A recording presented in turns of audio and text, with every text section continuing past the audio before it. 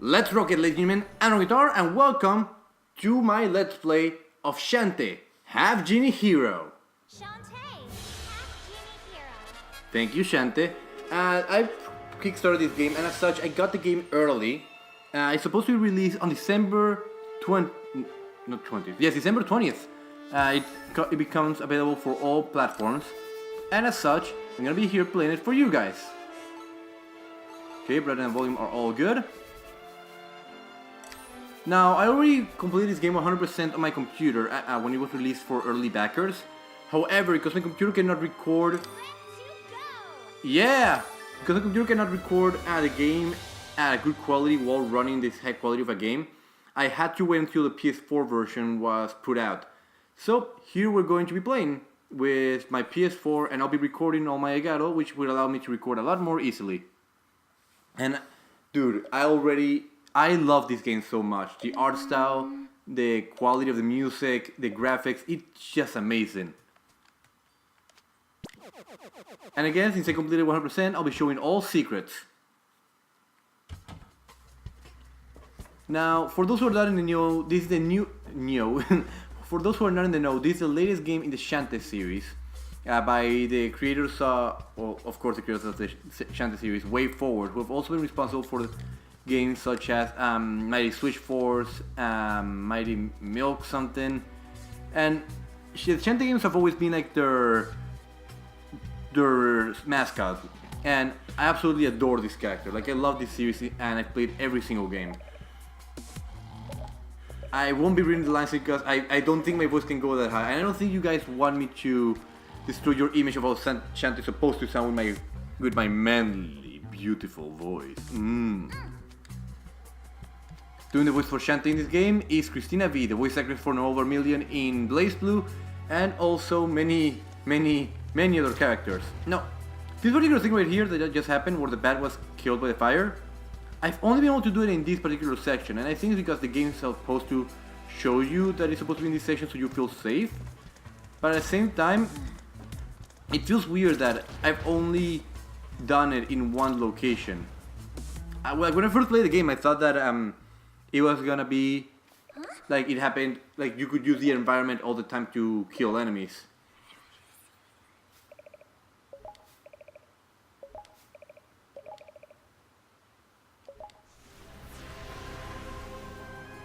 This game had a partial collaboration with Inti Creates. One of the artists for Inti Creates, I forget his name, not only did all these sprites for the dialogue boxes, but also did the box art, which I'll show on screen around here, and I'll also put his name on the screen right around now.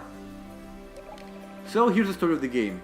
There's some evil being that's trying to destroy the world of the genies. You know, the world where Shantae's kind of from, or at least her mother is, because Shantae, as it all says, is a half genie hero. So she is half human, half genie. We know nothing about her parents, except we have theories about who her father might be based on the previous game, Pirate's Curse, and we know that her mother lives in the genie realm, the realm that's supposedly being attacked right around now. So, it's our mission as Shantae to find out what the hell's going on in the genie realm and save the world. Now, one thing that I have to say about this game is that even though I absolutely adore this game, like, I love it so hard, is that I feel the game like, oh, that's different. In the original PC version, there were Switch, but okay. I feel like the game lacks somewhat of a story focus, and you'll see what I mean as we go along this playthrough. I'll try to do this all in one sitting, so let's try and see if I don't die on this. Now immediately you can just see how... Oh, thank you, Trophy. You can just see how much the game has changed from comparison to other games in the series. On the PlayStation controller, you attack with square, jump with X, and you do your little jiggy dance with triangle, which I'll get on something that actually kind of disappoints me about Shantae's dances once we get more of them.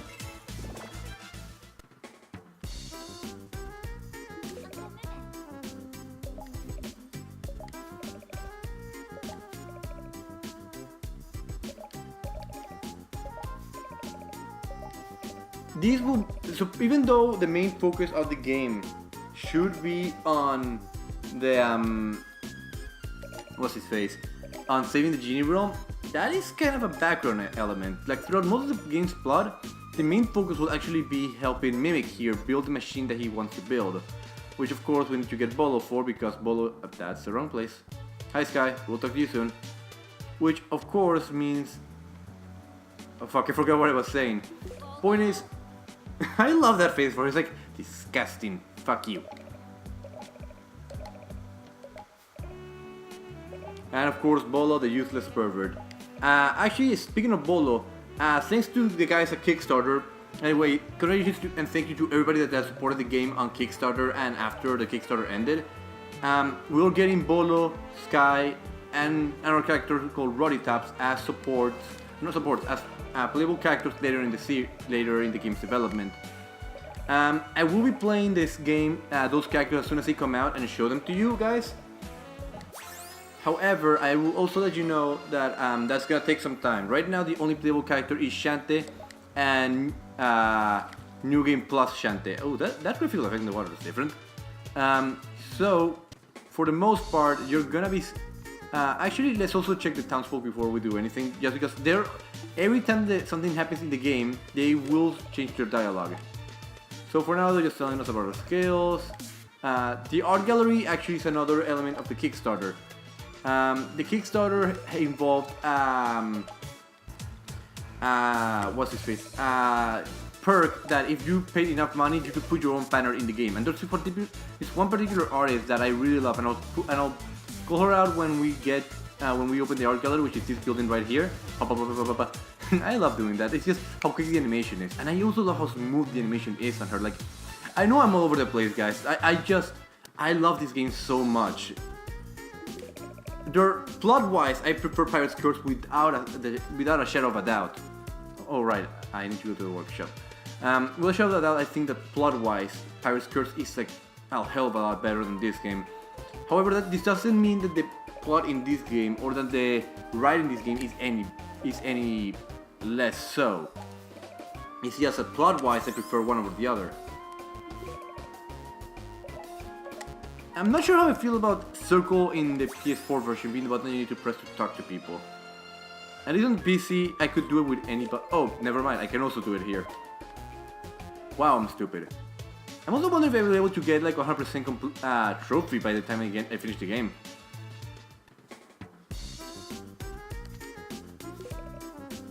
Yes, I have something for you, Uncle Miming. Yes. Oh, it's here. My magnet is finally arrived. I'm not doing that. That hurts to throw like a motherfucker.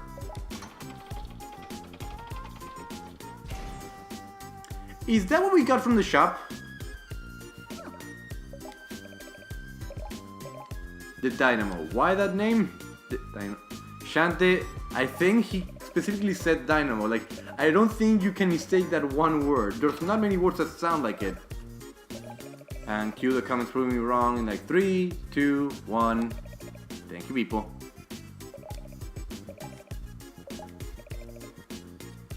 I really like that one sprite of her. Like that one of her just crossing her arms is just really, really cool. One thing that I wish that they had done for this game, kind of like they did for the original Shantae, is that her in-game sprite also animated and had reactions just like her dialogue sprite. Hey! Asshole!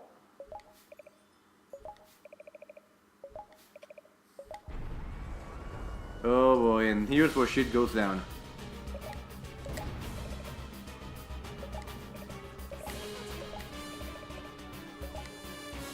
Okay, so... And everybody's as happy as can be. Look at everybody smiling. Just in case. Glad to know I have use. I don't run. Yes, you're the only one that's not moving.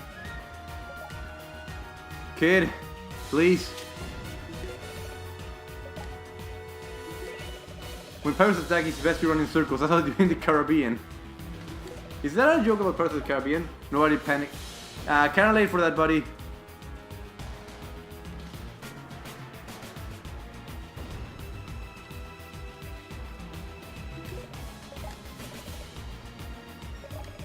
I actually hope that we get some of these artwork for Sky that she has here for when she becomes playable, because again, she's one of the 4 extra playable characters that we'll get later in development. I still don't get how this works.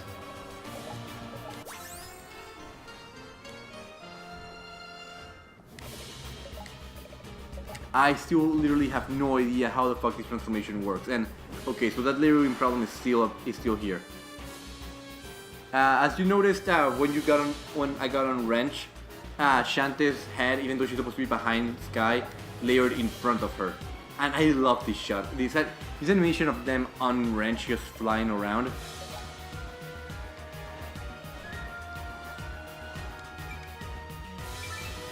I wish that she actually had an animation of them like flying into town, just not the sprite just sliding into place.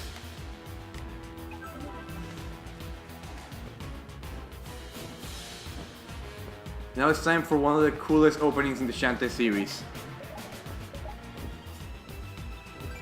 And here's our sub-menu, where we have our shit.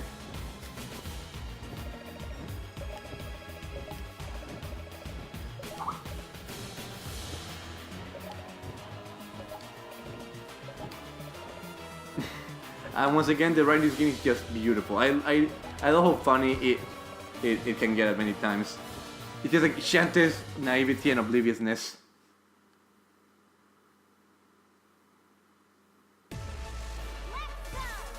Let's go! And now we're listening to the main theme of the game, Dance Through the Danger, by Jay Kaufman and Christina V. Yes, this is Shantae actually singing her own fucking theme song. And I think it's a great way to open the game. This theme song was the same song that played for the Kickstarter trailer, and wow, I'm so used to having the power-up for her hair already. Whoops, okay. But this is just a great way to open the game, just with the song that everybody's been blasting on their ears. Like, it's not We Love Burning Town, which is the song that usually plays for all the Shantae openings. But it's also a bit refreshing, considering that we are so used to hearing Burning Town. And there's a Burning Town remix in this game for when we revisit this area later in the game. But it's so refreshing to have a song that's not Burning Town, for as much as I love it, playing as in going through, well, Burning Town. Fuck you. Now, I have you asked to the audience, how much were you expecting me to actually let's play this game when it came out, after I did those videos of the demos? Because I haven't yet done the Shantae series up to this point. Like, I haven't done a let's play of the original Pirate's Curse or Risk's Revenge. So, I mean, tell me in the comments, do you guys want me, after I'm done with this let's play, even though it's kind of backwards, to do a let's play of the other 3 games? Because if you guys want me to, I'll gladly do it. Now, something I'm gonna do here is I'm gonna try and beat this game as fast as I can. Hopefully I'll be able to, or at least this particular chapter. If only because the song itself, at least on the PC version, doesn't loop properly. It ends and then it loops. And I kinda dislike that. I hoped that they would be able to figure out a way to make the song loop so that it wouldn't just never end. But they weren't able to do it, and that's kinda disappointing. And also, with these particular bombs, if you're not quick enough to break them more, as you just saw, more Tinkerbats will pop out, so be quick on that draw. I forget how many hearts to recover per heart that you intake.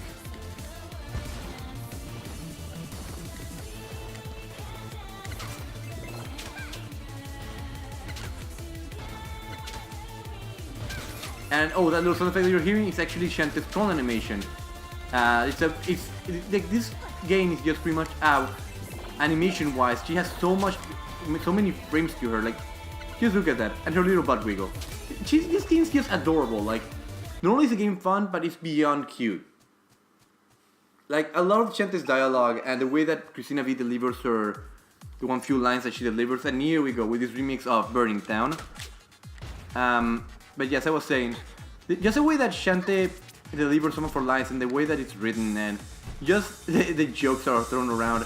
I wish that we had actually gotten to the perk where the game was 100% fully voice acted, because what little voice acting there is in the game, it's really like fun and fitting, and don't worry, we'll get up there later, but not yet. Now, actually, one thing that I have to ask about those purple blocks. What's the point of them? They were in the Pirate's Curse as a way to block your path and just get in the way of little secrets. But I have to ask, what's the point of them in this game? In this game, I just feel like they're there just as an annoyance. Like, is there gonna be an achievement for me breaking all the purple blocks? Because if so, I'm gonna start smashing them. I'm hoping that there's some point to them, because as you can see, I'm breaking all of them, there are no secrets here. Well, at least that we can get to, yeah. Now in this area, the enemies will be infinitely respawning later, so that will be a good way to grind money if you so need to.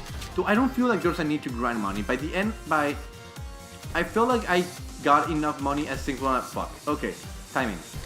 Ha, I'm sorry. I'm not used to doing Let's Plays alone in a while. I will speaking of which, I will be going back to doing Talk to Me sessions soon. I need to do it because right now we're going into winter break for my friends and me in college, so we won't be able to record together at all. So I'm gonna try and figure out a way to record as much Talk to Me sessions as I can and start uploading that along with Shantae. Also, relating to Overwatch and Xenosaga Episode 1, those live streams will come back. Overwatch, I'm not sure, but Xenosaga will return probably after I finish winter break. I probably shouldn't have done that. At least I got the heart. Fuck you. Just in case it's actually an achievement. Just in case.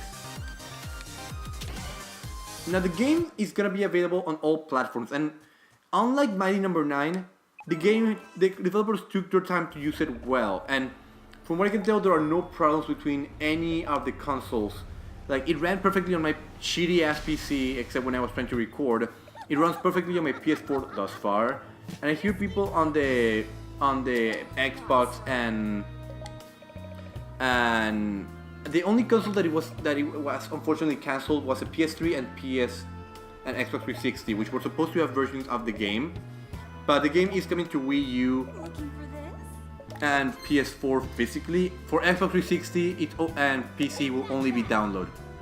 The physical release will actually include a small version of the soundtrack, and I really recommend you get it because the soundtrack in this game is great. Once again, it's just Jake Kaufman at his fucking finest. Finally being able to use real instruments unlike in his other games.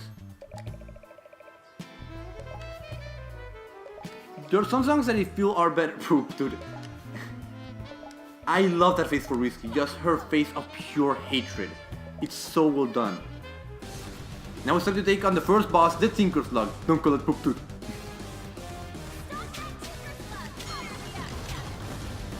And I don't know who does the voice for Risky in this game, but I will put her name in the screen right around now.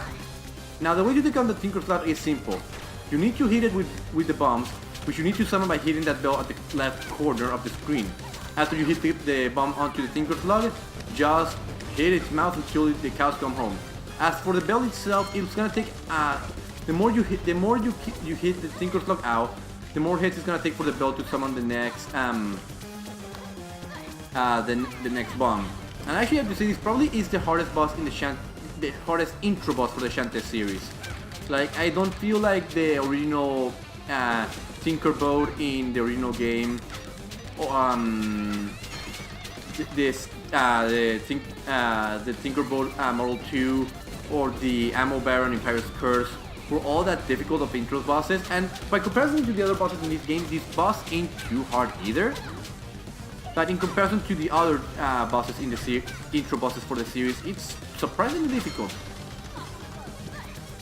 And here we see Risky using some of her weapons from the previous game, like the cannonballs and the pistol. Which I don't remember from Pirate's Curse if the pistol could actually have up to 3 shots. But yeah, just a bit of a hit, and that thing is going down.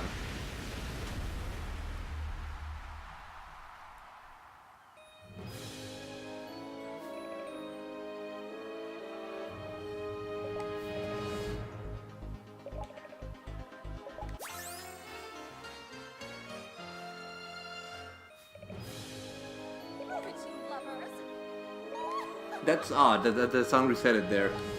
I like that particular fanfare. It's just kind of odd that it reset it on after